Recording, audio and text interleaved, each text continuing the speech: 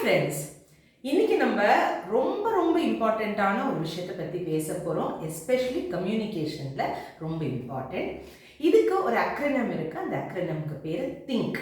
Think நம்ம எல்லாருக்கும் தெரியும்ல, THINK.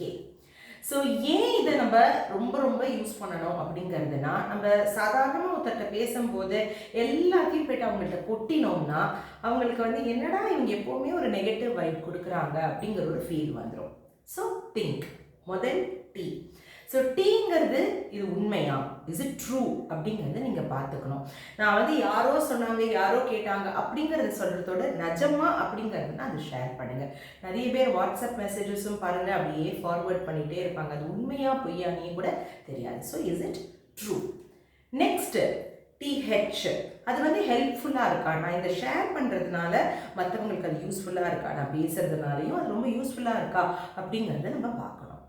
மூணாவது ரொம்ப முக்கியம், இன்ஸ்பைரிங்காக இருக்கா அப்படிங்கிறது.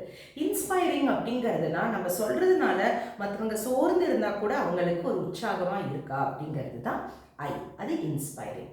அடுத்தது என், இது நெசசரியா, நான் கண்டிப்பாக இதை சொல்லியே ஆகணுமா இந்த விஷயம், இல்லை நான் சும்மா ஒரு கான்வர்சேஷனுக்காக இதை பேசுகிறேன். நான் யூஸ்வலாக நம்ம லேட்டாக போகும்போது எல்லாரும் அதை தான் சொல்லுவாங்க, நான் வந்துட்டே இருந்தேனா இப்படியாச்சா அப்படியாச்சா அப்படிங்கிறது.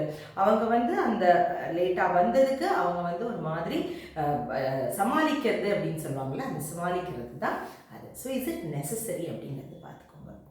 லாஸ்ட்டு எக்ஸ்ட்ரீம்லி இம்பார்ட்டன்ட், கே, கைண்டாக இருக்கான்னு. இதை நம்ம சொல்கிறதுனால மற்றவங்களுக்கு அதை எப்படி ஏற்றுக்க போகிறாங்க, எப்படி அவங்க மனநிலை இருக்குது, எப்படி அவங்க அதை புரிஞ்சுக்க போகிறாங்க அப்படிங்கிறது கண்டிப்பாக ஒரு கம்யூனிகேஷன் ஸ்கில்ஸில் இது ரொம்ப இம்பார்ட்டண்ட். ஞாபகம் வச்சுக்கோங்க, திங்க் ரொம்ப இம்பார்ட்டண்ட்.